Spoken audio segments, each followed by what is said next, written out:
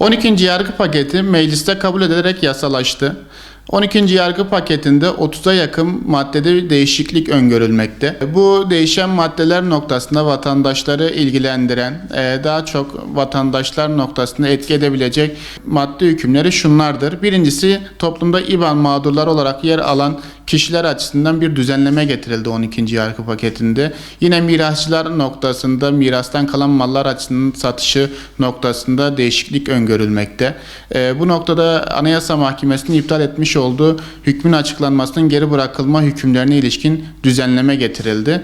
Yine yargıda sürenin kısalması açısından hakimler noktasına getirilen bir düzenleme mevcuttur.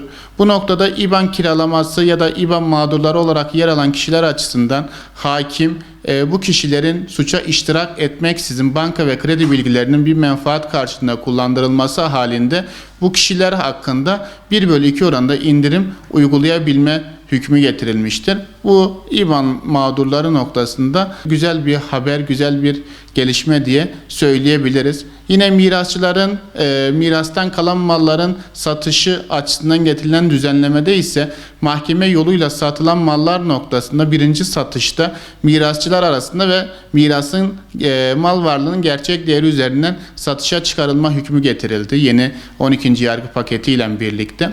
Bir diğer düzenleme ise hükmün açıklanmasının geri bırakılması.